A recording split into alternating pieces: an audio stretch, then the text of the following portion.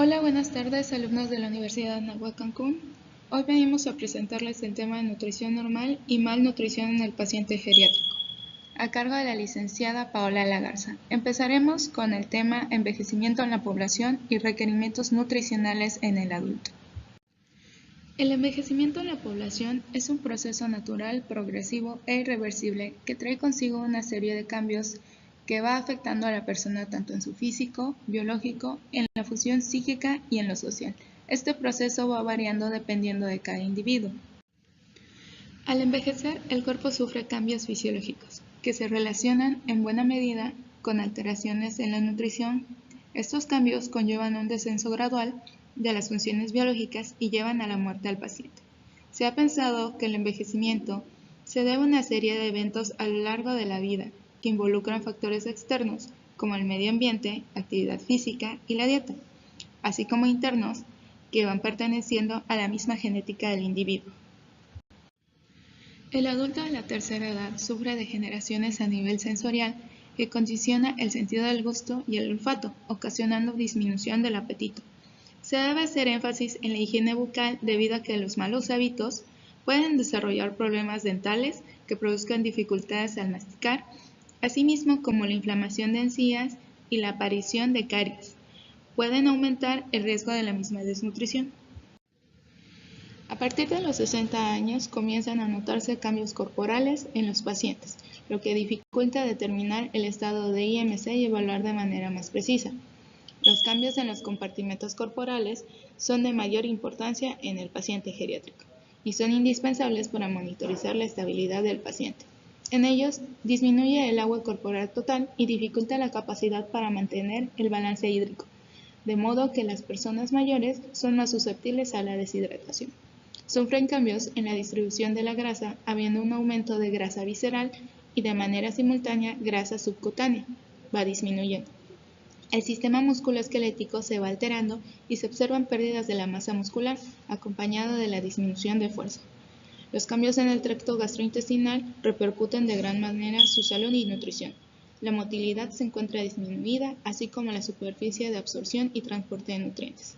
También ocurren cambios fisiológicos donde se ve afectada la secreción de ácido gástrico, lo que va a llevar una reducción en la absorción de hierro, vitamina 12, a lo que dará como consecuencia una privación nutricional. Malnutrición en el paciente geriátrico. La desnutrición en el adulto mayor es un estado patológico resultante de la falta de ingestión o mala absorción de nutrientes, sumado a importantes cambios anatómicos, fisiológicos y sociales que el proceso de la vejez conlleva. Es de suma importancia identificar esta patología de manera oportuna debido a que afecta la calidad de vida del paciente y lo puede llevar a la muerte. En México, de acuerdo a las guías de práctica clínica, la prevalencia de malnutrición en adultos mayores que viven en su domicilio va del 4 al 10%, los que se encuentran en asilos del 15 al 38%, mientras que los que se encuentran hospitalizados abarcan del 30 al 70%. En Sanud 2012 mostró una prevalencia en México en ancianos de 70 a 79 años. El 1.7% eran hombres y 1.1% eran mujeres, mientras que los que tenían más de 80 años, el 3.6% eran hombres y el 2.8% eran mujeres. La malnutrición se debe a múltiples causas, asociadas principalmente al consumo deficiente o excesivo. Las causas principales de la desnutrición en ancianos se pueden dividir en tres principales grupos: por cambios anatómicos, por cambios fisiológicos relacionados con alteración en la homeostasis, o por causas no fisiológicas que se conforman por factores intrínsecos y extrínsecos. La desnutrición proteínica y proteínica energética son las principales deficiencias nutricionales no reconocidas en el adulto mayor. Los cambios anatómicos que favorecen a la desnutrición del anciano están dados principalmente en el sistema gastrointestinal. A nivel de la boca, existe pérdida de piezas dentales en más del 60% en los adultos mayores de 60 a 70 años. Esto va a ocasionar mayor dificultad en el paciente para alimentarse y por tal motivo se deberá considerar una dieta especial para estas personas. También va a haber una disminución en la producción de saliva y atrofia de las papilas gustativas. Junto a la hipertrofia de las fibras musculares y la alteración de la motilidad esofágica, van a ocasionar que el proceso de deglución de los alimentos sólidos principalmente sea un reto para estas personas y por tal motivo y por la incomodidad de alimentarse deciden dejar de hacerlo, lo que los va a llevar a un proceso de desnutrición. A nivel gástrico va a haber atrofia de la mucosa y al nivel intestinal. También va a haber pérdida de la superficie de absorción y una disminución en la peristalsis. Esto nos habla de que va a haber una falta de absorción de nutrientes y va a llevar al paciente a un estado de desnutrición severa a un largo plazo si no se trata de forma adecuada.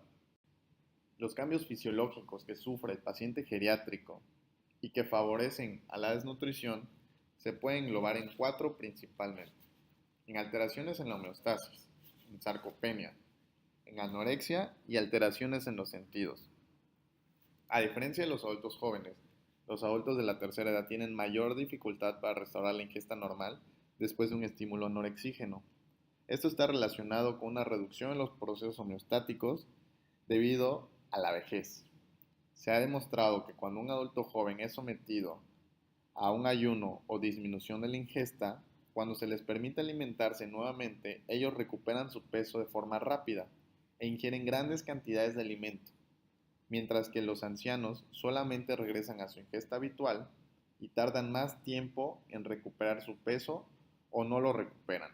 Esto va a generar un estado de desnutrición prolongado y los hace más susceptibles a presentar enfermedades. La sarcopenia es un síndrome donde hay una pérdida progresiva y generalizada de masa muscular esquelética. Puede llevar a una pérdida hasta de 3 kilogramos y también hay una pérdida concomitante de fuerza, lo cual establece un fenotipo de riesgo para discapacidad o limitación física, pobre calidad de vida y la muerte. La anorexia se presenta a causa de un menor consumo energético. La ingesta calórica se puede ver disminuida hasta en un 30%. En la alteración de los sentidos, el gusto y el olfato están alterados y puede haber alteraciones mentales de igual manera que van a favorecer a la desnutrición.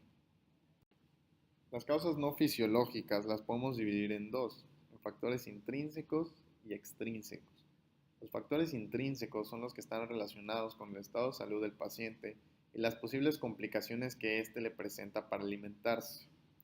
Una mala higiene bucal puede generar la aparición de caries y pérdida de piezas dentales, por lo que su alimentación tendrá que ser basada en alimentos blandos o líquidos. La aparición de úlceras orales imposibilita también la ingesta de alimentos y tendrán que evaluarse otros métodos para nutrir al paciente. Las enfermedades neurológicas como el Parkinson o la demencia contribuyen a este padecimiento. Los factores extrínsecos están relacionados con el ambiente del paciente. Esto involucra todos los aspectos sociales y ambientales que condicionan al paciente a no tener una adecuada alimentación, como los recursos para comprar alimentos, la incapacidad para moverse o el abandono. El síndrome geriátrico y polifarmacia es otro factor de importancia debido a los efectos secundarios que ocasionan los distintos medicamentos y estos pueden generar pérdida de peso, náuseas, úlceras o estreñimiento. Ahora empezaremos con la valoración nutricional. Este es el primer paso en la fase del tratamiento nutricional para el paciente geriátrico, así como es fundamental ya que abarca 5 grandes pasos. El primero es la evaluación global subjetiva. Segundo, el examen mínimo nutricional. Tercero, la antropometría. El cuarto es la evaluación del peso corporal así como sus masas. Y la quinta, las medidas directas de la función corporal, ya sea por medios bioquímicos o por estudios. Ahora desglosaremos cada una de ellas. Primeramente, en la evaluación nutricional en el adulto mayor se le realiza un examen llamado MNA, en el cual se evalúa diferentes aspectos como si ha tenido dificultades para comer, si ha tenido alguna pérdida de apetito en los últimos 3 meses, el peso que ha perdido durante los últimos 3 meses, su movilidad, si puede estar en la cama o en la silla, si ha sufrido algún estrés psicológico durante los últimos 3 meses, algunos problemas neuropsicológicos, así como también su índice de masa corporal y su circunferencia en centímetros, en el cual, dependiendo del score que obtenga, es el determinado estado nutricional del paciente. Dependiendo del score del paciente en el test del MNA es el estado nutricional del paciente. En este caso, valores menores de 17 puntos es un estado de malnutrición. Valores entre 17.5 y 23.5 son considerados en riesgo de malnutrición y se consideran bien nutridos con valores de MNA mayores a 24 puntos. En la historia clínica nutricional, esto va a abarcar desde los antecedentes personales y las enfermedades que tiene el paciente, ya que pueden tener un impacto en su estilo de vida y su estado nutricional, ya sea por el aumento del gasto energético o una reducción en la ingesta de alimentos, como por ejemplo algún antecedente de enfermedad de Parkinson, la anorexia o la depresión. De igual manera hay que tomar en consideración si el paciente hace uso de múltiples fármacos, ya que puede tener algunos efectos adversos o interacciones farmacológicas que pueda contribuir a la presente desnutrición del paciente. Hay que recalcar que un factor a considerar es la higiene dental y la existencia de problemas orales, ya sea por caries o alteraciones en la dentadura o higiene dental. Como ya abarcamos anteriormente, son factores de riesgos muy importantes.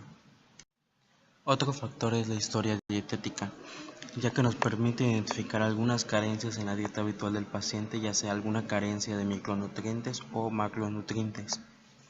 Se considera el número de ingestas al día, cambios recientes en las sensaciones de hambre, saciedad, algunas preferencias y aversiones alimentarias, alergias o intolerancias alimentarias, así como algún seguimiento de dietas o consumo de suplementos dietéticos. Hay 3 elementos clave que debemos de considerar a la hora de la valoración nutricional. Esto es el índice de masa corporal, la pérdida involuntaria de peso y los cambios en la ingesta. Para la valoración antropométrica se determina valores como el índice de masa corporal, así como mediciones de los panículos, ya sean por ejemplo el tricipital, subescapular, abdominal, suprailíaco, muslo y pantorrilla, en el cual con todos estos se hace también un cálculo del porcentaje de grasa y se hacen 3 tomas de cada uno. Para el diagnóstico de desnutrición se determina con un índice de masa corporal menor de 22 para los adultos mayores de 70 años. Otros factores a determinar es el análisis de la composición corporal, en el cual se reúnen todos los datos anteriores, el índice de masa corporal, el peso mínimo, máximo, el ideal, el índice abdominal, así como el porcentaje de grasa corporal, el peso maso, peso graso, peso residual, peso óseo y peso muscular. Todo esto es para poder tener una evaluación nutricional completa e íntegra para poder así dar un tratamiento adecuado. El penúltimo punto es la valoración bioquímica y datos de laboratorio. Esto es en cuestión de que se usan algunos métodos bioquímicos como las proteínas, hierro, calcio, para poder determinar si hay alguna disfunción funcional en el paciente, así como también se usan las proteínas plasmáticas para determinar, por ejemplo, la albúmina se usa como marcador nutricional a largo plazo de la desnutrición, y como una desnutrición aguda podría ser la prealbúmina o la transferrina, las cuales son marcadores fundamentales. Como último punto se utiliza la valoración funcional como indicador de la capacidad del paciente para poder realizar sus vidas cotidianas. Esto es en base de que si tiene la capacidad para poder preparar sus propios alimentos o si tiene la incapacidad de esta misma. En esta se evalúan con el índice de Bartel, los cuales se evalúa la capacidad de comer, trasladarse entre la silla y la cama, el aseo personal, uso del retrete, bañarse, desplazarse, subir y bajar escaleras, la capacidad para vestirse y desvestirse, el control de esfínteres, los cuales Se puede obtener un puntaje máximo de 100 en el cual se considera como independiente la persona y un puntaje máximo de 90 con personas en silla de ruedas. Tratamiento. Requerimiento nutricional. Debido a los múltiples cambios fisiológicos y alteraciones nutricionales, los requerimientos energéticos varían de acuerdo al género, actividad física y generalmente disminuyen con la edad. Esto causa una disminución del gasto energético basal. Los ancianos hospitalizados se recomienda tener un requerimiento energético de 24 a 28 kilocalorías por kilo por día, dependiendo de los factores de estrés a los que han estado expuestos cada individuo. Proteínas. Las necesidades proteínicas están determinadas por la condición del paciente y los cambios fisiológicos que conlleva el proceso de la vejez. Entre los factores que influyen en estos se encuentran el proceso infeccioso o las enfermedades crónicas que generan mayor estrés en el paciente.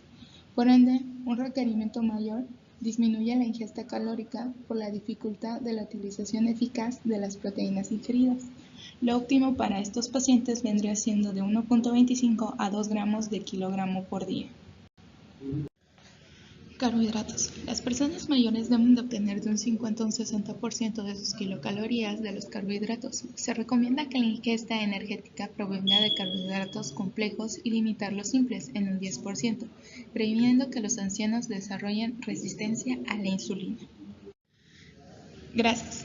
Deben contribuir con un 20 a un 35% de kilocalorías diarias, dado que existe una menor absorción de estas que conlleva a una sensación de saciedad. Se recomienda distribuir las grasas de la siguiente manera: grasas saturadas de 7 a 10%, poliinsaturadas menos del 10% y el resto del 10 al 18% monoinsaturadas. El consumo de colesterol deberá ser inferior a 300 miligramos por día. De acuerdo a las guías ASPEN, la mayoría de los pacientes ancianos enfermos requieren por lo menos 1 gramo de proteína por kilo por día, de alrededor de 30 kilocalorías por kilogramo al día de carbohidratos dependiendo de la misma actividad física que realice. Nutrición enteral. Consiste en la ingesta de suplementos alimenticios orales, así como por sonda de alimentación. Este método incrementa y asegura que la ingesta de nutrientes requeridos es suficiente en caso de una ingesta de alimentos insuficientes. Objetivos. El objetivo es proveer la cantidad suficiente de energía, proteína y micronutrientes, manteniendo o mejorando el estado nutricional y actividad funcional, mejorar la capacidad para rehabilitación, mejorar la calidad de vida y reducción de la morbilidad y mortalidad del paciente geriátrico. En el paciente geriátrico frágil se pueden usar suplementos nutricionales orales, aunque también se pueden beneficiar de alimentación vía sonda, si estos no se encuentran con alguna enfermedad en fase terminal. El uso de suplementos nutricionales orales con alto contenido proteico pueden reducir el riesgo de desarrollar úlceras a presión, así como para acelerar el proceso de curación de estas mismas. Está recomendada la nutrición enteral como prevención a desnutrición en pacientes geriátricos con cáncer. Está indicada la gastrotomía endoscópica percutánea en pacientes geriátricos que tendrán nutrición enteral por más de 4 semanas. La alimentación vía sonda puede ser iniciada 3 horas después de la gastrotomía endoscópica en los pacientes geriátricos. En este diagrama de elección de vía de administración de nutrición enteral por sonda, los pacientes van a precisar 2 cosas importantes: la duración estimada y los riesgos por aspiración. En la duración estimada tenemos de corto y largo plazo. El corto plazo es menos de 4 a 6 semanas, dado por una sonda nasoenteral o una nasogástrica. En largo plazo tenemos más de 4 a 6 semanas, dado por una sonda de ostomía o una gastrotomía. En los riesgos de aspiración tenemos prepilóricos y pospilóricos. En el prepilórico es dado por una sonda nasogástrica y en el pospilórico una sonda nasoduodenal, nasoyuyenal o yuyenostomía. Y por último, hablando de desventajas y ventajas de la nutrición enteral, las ventajas vendrían siendo fisiológicas: preservar la función inmunológica, preservar la barrera gastrointestinal, menos costo para el mismo paciente, incrementar el flujo sanguíneo esplénico y proteger de ciertas isquemias, también de lesiones de reperfusión. En desventajas, es la necesidad de más tiempo de alcanzar un soporte total, dependiendo del estado funcional del tracto digestivo, cómo actuar, y las mismas contraindicaciones de obstrucción intestinal, inestabilidad hemodinámica, algunas fístulas enterocutáneas de alto flujo y diarrea severa. Ahora hablaremos de la nutrición parenteral. Este es el suministro de los nutrientes como los macronutrientes y micronutrientes por vía intravenosa cuando sus condiciones de salud no son las óptimas, o también cuando tiene alguna disfunción intestinal.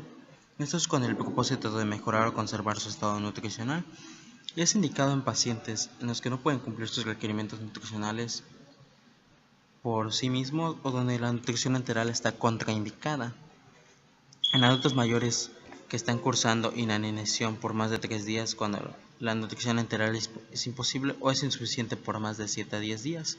Algunas contraindicaciones son obstrucción intestinal, el intestino corto severo o una enteritis corta severa.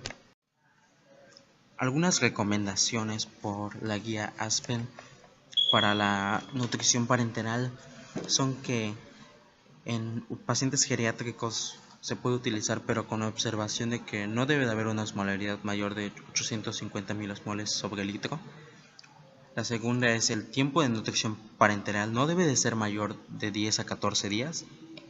Se puede administrar volúmenes de hasta 3.000 mililitros al día, y de que existe evidencia de que puede mejorar el estado funcional, pero esta no sobrepasa la mejoría que se da por la nutrición enteral, y que al igual hay una reducción de la morbilidad y mortalidad, pero no tan alta como en la nutrición enteral.